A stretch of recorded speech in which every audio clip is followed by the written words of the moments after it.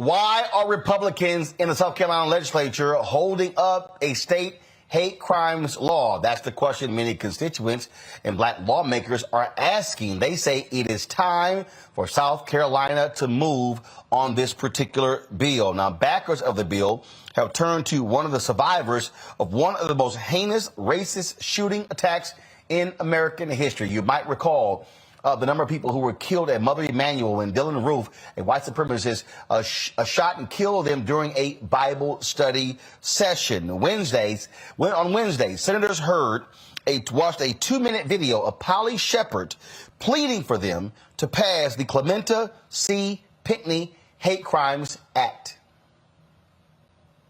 Hello, my name is Polly Sheppard, and I am a survivor of the Mother Emanuel massacre.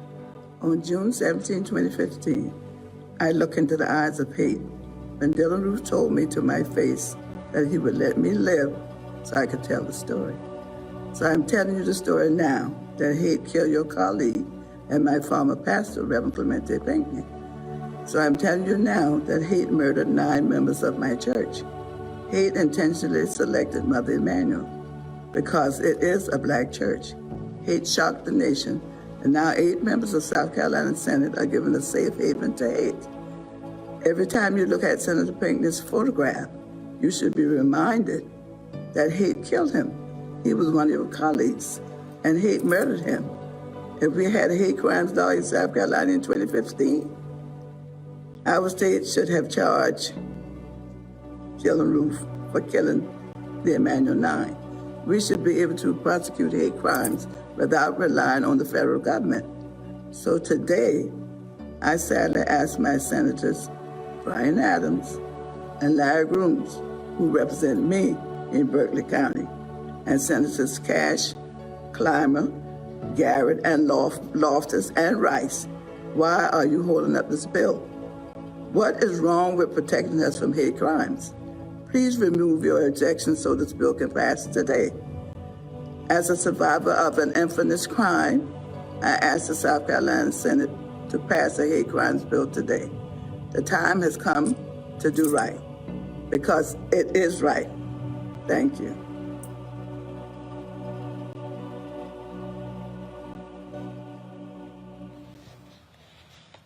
All right, folks, joining us right now on Roland Martin Unfiltered is South Carolina State Representative John Moore and State Senator Margie Bright Matthews, who took the place of Senator Pinckney. Glad to have both of you here. Representative Moore, I don't understand here. Here's one of their own who was gunned down. It's clear. And let's remember, you got Nikki Haley running around claiming credit for bringing down the Confederate flag. That was even difficult in the face of 9 folks being gunned down. What the hell is up with Republicans in your state?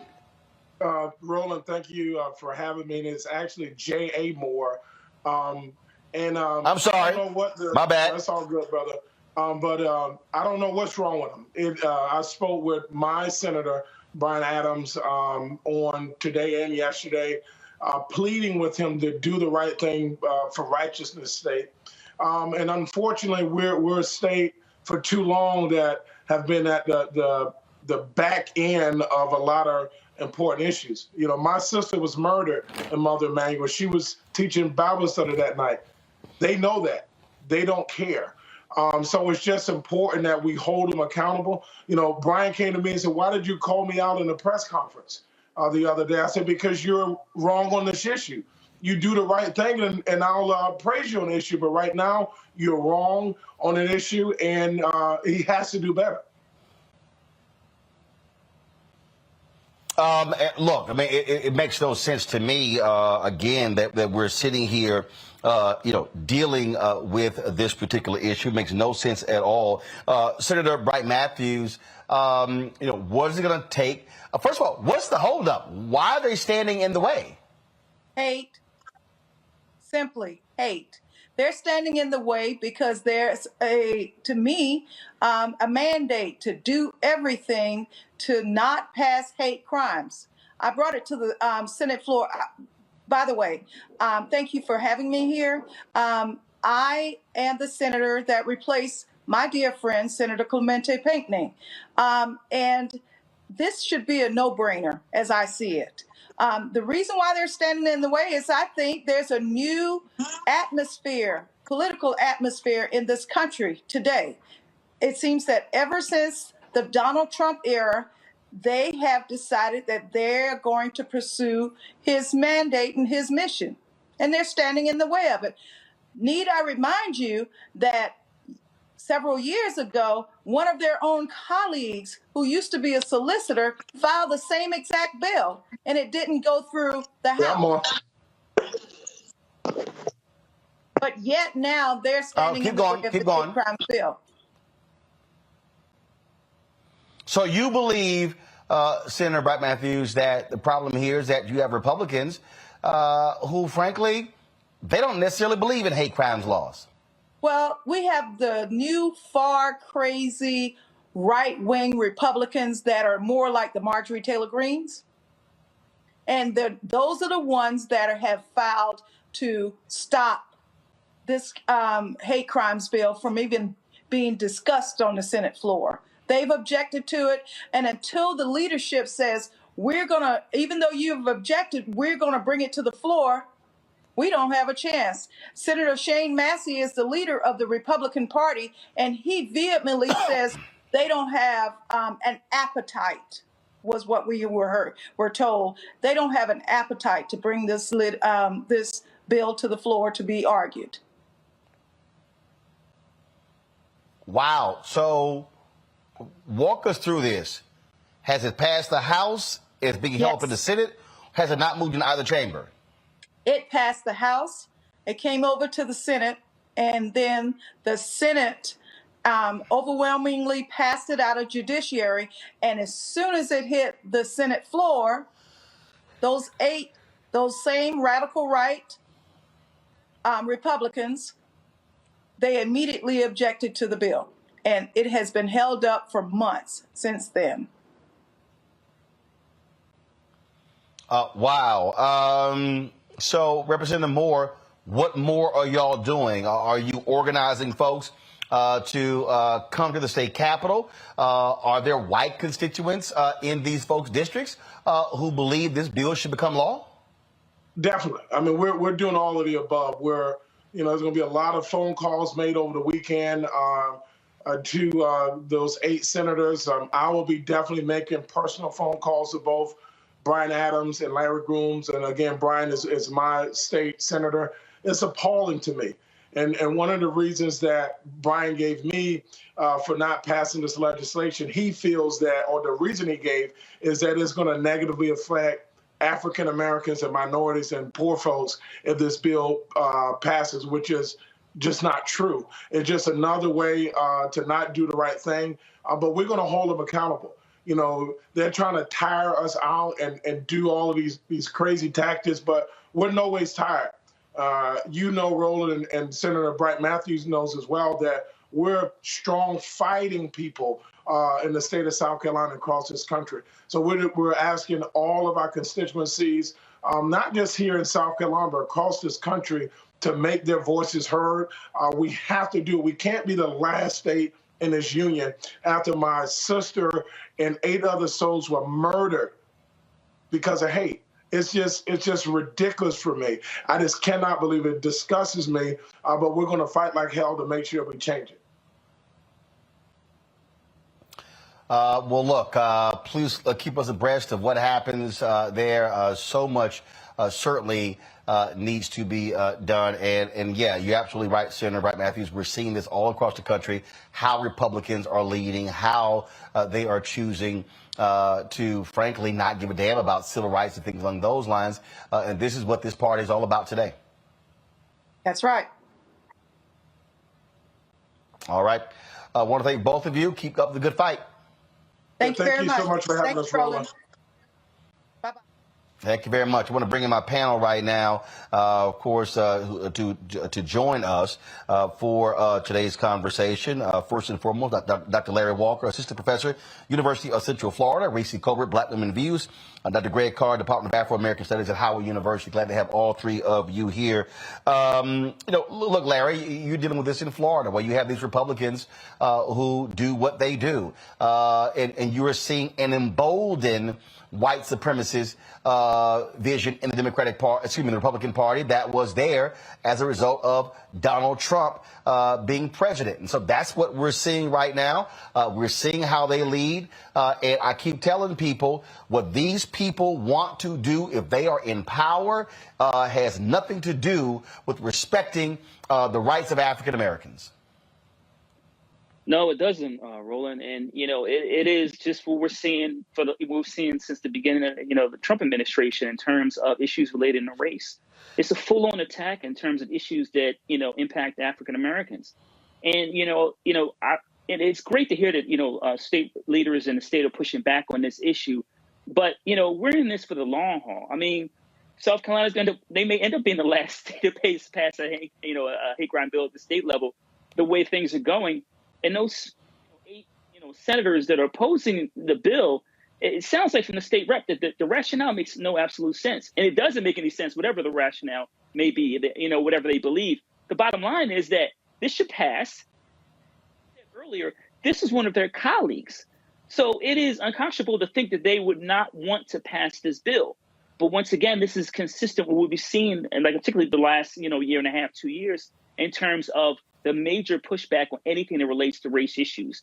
And then also, Roland, it seems like every issue is being tied together, right? So, I wouldn't be surprised to see if there's any of the 8 are suggesting this is somehow connected to CRT, because this is kind of how the craziness we're hearing, now you said, not only in South Carolina, but the state of Florida in terms of issues relating to race. But the bottom line is, another reason, it is part of this, once again, this kind of right-wing pushback on any progressive move they've seen over the last year and a half, 2 years, specifically as relates to, police reform, et cetera. But I'm hopeful that this is because of political pressure they pass the legislation. But I don't believe these senators state senators will step aside. I think that they're going to make sure it doesn't pass. Folks, here is Senator Matthews speaking on the floor of the South Carolina Senate, holding her colleagues to task, saying, "What the hell are y'all doing? It's literally the bill is named after one of our slain colleagues." Watch this. I was trying to find the appropriate time. On Monday, I had an interesting conversation with one of my constituents in Charleston, and a lot of you know her. Her name is Anita Zucker. She is a proud South Carolinian, and she was telling me a lot of things of even that her parents had their home still in Ukraine, and how concerned she was for her state that she tries to give so much to, and where we have come. And we talked about what had gone on in Charleston years ago with one of your own, the person who I succeeded, Clementa Pinckney. When I came to the Senate, I came behind him, and I had big shoes to fill. And I wasn't sure what I was going to say this morning, because I've tried following what the creed of the Senate is. We have a hate crimes bill. And I know a lot of you don't want to hear about this, but I came to the Senate with the understanding that we were a deliberative body. That means we're to talk out our differences and try to find common ground. So it was interesting to me that even though one of your senators left this body after making comments on the floor about gun rights, and he ended up being murdered in his church along with his parishioners. That is one of the nation's most atrocious hate crimes that have been committed. But the irony is this body refuses to even deliberate. The leadership has made a statement that this is not important, that Clementa Pinckney's death is in vain, and that the rest of us, when we stand up, we can be persecuted for representing our constituents. So the leadership in my caucus said, well, let's take all of the people listed in your book. Let's take all of the people that have objected to this hate crimes bill, and you go around and talk to them. What's interesting is the hate crimes bill in our book is the most contested bill before us. Reese, I have made clear that these racist folk in South Carolina don't give a damn if Clementa Pinckney was killed. They are going to advance their white supremacist agenda. They do not believe in civil rights. They don't care about hate crimes. They do not care about black people. At all. I mean, we're using words like colleague, peers. You're none of those things to white supremacists. You're not even a human being. So we're already starting off wrong by not acknowledging the fact that to these white supremacists, you're not even a person. So no, your death means nothing. Yes, your death is in vain if your expectation is that white supremacists are going to stop being racist as fuck. They're demonic, degenerate pieces of shit. This is par for the course. And black folks, as much as I respect the advocacy, as much as I expect the work that's being done to push this hate crimes bill past, the way that you stop hate crimes is not going to be through legislation. It's going to be through consequences.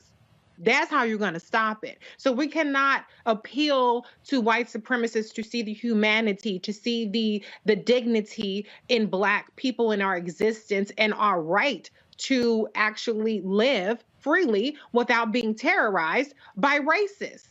We cannot shame them. They don't give a damn. They're happy. You have white supremacists on chat boards bragging about the fact that South Carolina is one of the states that does not have hate crimes bills. So this is an invitation to their brethren and their sistren to go about business as usual. So the question is, black folks, what are we going to do in response when we are met with the kind of violence that the Emanuel 9 were met with? And I'm not even talking about violence per se. I'm just saying what we cannot do is think that they're going to look at us any differently, regardless of how brutal, regardless of how unnecessary these attacks are, because it's part of their agenda and fulfilling their agenda to keep us underneath their thumbs. You know, and Greg, again, I have been making this point when I've been talking about white fear. I'm like, guys, look, what you are seeing, it was Donald Trump had emboldened these bigots. They were already making these moves, but with him, oh, absolutely. There was a viewpoint that we can keep doing whatever the hell that we're doing, and it does not matter what any of y'all think. And these people in South Carolina, they are doing, and let me say this right now, to all you white Republicans who love saying it was the Democrats who created the KKK, it was the Democrats who were against slavery. The Republican Party of 2022 ain't close to the radical Republicans of 1822 or 1862. The Republican Party of 2022 is the same as the Southern racist Dixiecrats in 1862. Yes, sir. And I can only echo what Dr. Walker has said and what Reese has said. We have to understand our enemy. One of the most, in fact, the by far most moving debate I've ever seen in a legislature in the United States was the debate in 2015 over taking down a Confederate flag. I would encourage folks, if you want to see some candid conversation, candid debate, look at the South Carolina House of Representatives in 2015. Nikki Haley, of course, deserves no credit, and she will get no credit. But the one thing I love about the South Carolina legislature, and you're right, Reese, it was very very polite in that clip we saw, is that you often see black people saying the whole thing with their chest. And in the words of our frat brother, Roland Freddie Haynes, who preached Jeremiah Wright's retirement sermon at Howard last Sunday, he got up and said, you should say things with your chest. And these bird-chested punks in the White Nationalist Party of South Carolina, Shane Massey, the leader of the floor there, and Josh Kimbrell, a real loud little punk. And by the way, the South Carolina legislature is up for election every 2 years. This former Christian talk show host, one of the concerns they have with the bill is they say it may suppress free speech. The First Amendment is how these white nationalists are really attacking now. And of course, they mean the Christianity of the Klan. They're also against LGBTQ rights. That's their stated reasons. But most of them have fallen silent. They won't say it with their bird chests. And when we see that it passed the House in South Carolina 71-28, we have to remember that the South Carolina House of Representatives, it has an 81-43 advantage for the white nationalists. That means everybody didn't vote. On the House side, they knew that their white nationalist colleagues would stop it. There's only 46 members of the South Carolina State Senate. 30 of them are white nationalist party. 8 of them have decided they're going to stand against it. So what does that tell us? That means that 2/3 of the white nationalists in the state Senate are voting for it.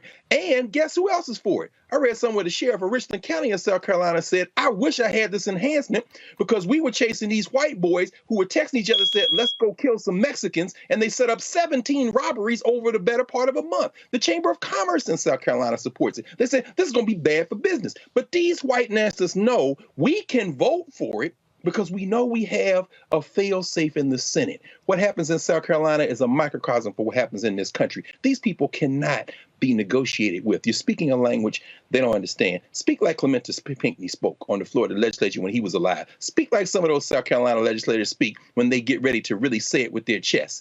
Roll over these white nationalists. And if you're not going to vote for us, fine. Break their backs politically. They're up for election every 2 years. Which is why, for me, those Republicans, if you say you support it, go on that floor and call out your colleagues. That's right. Mm-hmm. See, that's the whole deal. See, I don't want to, damn polite. My deal is stand on that floor and look your Republican colleagues in the eye. And when you have your Republican conference, you challenge them in the Republican conference as well and say, how dare you stand against this bill? And you call them out. See, show me some, look, at least Mitt Romney and Susan Collins and Lisa Murkowski had the guts to say they were going to vote for Judge Ketanji Brown Jackson and calling her qualified. At least you actually had that. But this is what happens when you have people who are unwilling to challenge their own. And that's what I've always said about black Republicans as well. And I'll say it here to all these black Republicans all across the country. When are you going to have the guts to challenge these 8 Republicans? Where are you, Senator Tim Scott? Where are you, Senator Lindsey Graham? Are you going to chastise these 8 Republicans and say you are an abomination for not standing and voting for this particular bill? Oh, yeah, and Senator Tim Scott, it's the re-election year for you as well. Show some guts and stand with the black people in your state and call these Republicans out. But I don't think they are willing to have that level of guts, Larry, Reese, and Greg. No, they won't. Hell no. And yeah. And why should they? But listen, black folks are catching hell. And we have been 401 years. But you're right. It is unconscionable that Lindsey Graham and Tim Scott won't speak up on this issue. But they will speak up on any other issue relating to CRT in a moment, right? But we got to start holding folks' feet to the fire on this issue. And I was, like I said, I was glad when the 2 guests you had on, I'm glad that they were talking about calling and rallying folks. And then, Roland, maybe they can invite you down when they have some of these rallies so we can get more black folks in South Carolina focused on this issue and hold these folks' feet to the fire and get this bill passed. I mean, who gonna check them? Who gonna check them? They keep getting reelected, being racist as shit. They're doing what they need to do to keep their voters. And on the other side, even though black folks have the numbers, now they've gerrymandered the hell out of all of these things. And so there is that element of it. But we have to play 10-dimensional chess. Instead of only just focusing on the one issue and the one race, we got to be thinking about how you get a governor in there that'll veto these gerrymandered racist maps. You got to think about voting in every 2 years. You have to think about exercising some pressure on that. If you're in a Republican district and you can't ever get a Democrat elected, go ahead and influence the Republican primary and maybe try to get some of these Republicans in there that are going to actually stand up against that. That's a fraud. That's a fat chance in hell. But what I'm saying is we don't make them pay any political consequences. And we allow Republicans in particular, and this isn't just in South Carolina, it's also at the federal level, to hide behind procedure and block debate and not take the votes. And then we all move on to the next story. There has to start being some political consequences instead of these intra-party fights that we're fighting against the people that aren't even against us even being human beings. That's right. That's right. And Reese, to echo your point, the legislatures have been severely gerrymandered. As we know, South Carolina, which has a plurality, and if they counted everybody, I suspect maybe close to a majority of black people in the state of South Carolina. The white nationalists hold a 30-16 advantage in the state Senate. That, of course, is gerrymandering. But there is a governor in South Carolina, as are in the rest of the states. That's why these gubernatorial elections are so important. You can block some of this foolishness at the governor's level. South Carolina is one of only 2 states that hasn't passed the hate crime enhancement bill. The other is Wyoming. Of course, Wyoming is where Matthew Sheppard was attacked, the LGBTQ guy who got killed, and they won't pass one either. What South Carolina, it was the first state to secede from the Union. It is often a bellwether for national politics in this country. And what we see here is that the white nationalist attack line now involves bringing LGBTQIA issues in, hoping to peel away some folks who are not white nationalists as if there is some consensus or some solidarity. Black folk don't go for the banana in the tailpipe. These white nationalists are worried about elections and control. And if we don't understand that, as you just said, Reese, we won't understand anything else about how to wield political power in this country. They are not going to change their votes. Their lives depend on it, or so they think. Even when other white folks, Chamber of Commerce, law enforcement are saying, what are you doing? They're saying, we're protecting whiteness from everyone. And that is at the root of the Ku Klux Klan. When they say Christianity, they mean the Klan. These are Klansmen, Right. Klansmen in suits. Well, it is always interesting as I think back to the election when all of these people, Reese, were throwing out all this BS. Trump Platinum Plan, he promised Black America $500 billion. And I'm like, do you dumbasses even know that was the total number of contracts the federal government give? And that's why they were all sitting here. And I still got these people, you sitting here, Roland, you dog Ice Cube. First of all, I didn't dog Ice Cube. I was actually trying to just let them know that, bruh, that plan was not real. And then don't come to me with the so-called platinum plan thinking that you were going to somehow appeal to black people. Now, again, the Republican Party today, and I'm going to say this over and over and over again, whether we talk in South Carolina, North Carolina, Georgia, Tennessee, Florida, Arkansas, Mississippi, Alabama, Texas, Arizona, Idaho, Nebraska. We can go on and on and on. These folks are advancing a white nationalist agenda, period. They don't mind a few token black people standing with them saying, oh, I have conservative values. This Republican Party ain't even the Republican Party of Senator Edward Brooke. This ain't the Republican Party of Clifford Alexander. It's not the Republican Party of Coleman. This ain't even close to that Republican Party. So don't get it twisted. That does not mean that black folks don't challenge and press Democrats. See, I love these people who say, man, you don't sit here and press Democrats. Really? Ask Pelosi. Ask Biden. Ask them when it comes to contracts. Ask the DNC. Ask the DGA. Ask the DSCC. Ask the DCCC. Ask Emily's List. Ask American Priorities PAC. That's about the most silly shit. But what I do know if there's somebody who don't care if my children get educated. I do know if there's somebody who don't give a damn if we get contracts. I do know if there's somebody who don't give a damn if we get beat by cops. I'm sure as hell not going to be falling in line for them and wanting to see them in power. Not going to happen. And can I just say that?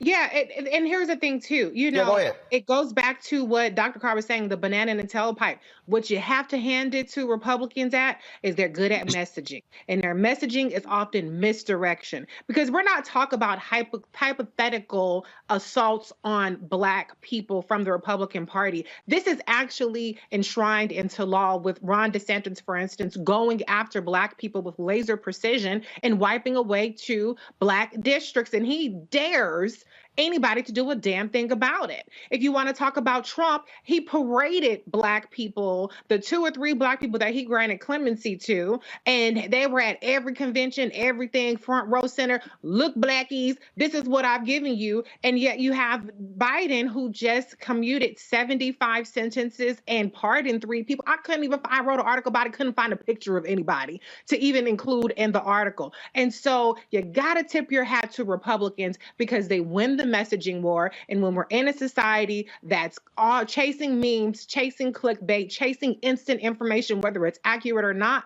that wins. And so the message to the Democrats is, you got to tout your wins, and not in a way that's a 15-page fact sheet. You got to get out there and be visual and be vocal and be disciplined and be relentless. Otherwise, we're heading for a beating to the white nationalist party, and that's curtains for all of us. All right, folks, back to that Roland Martin Unfiltered video in just one moment.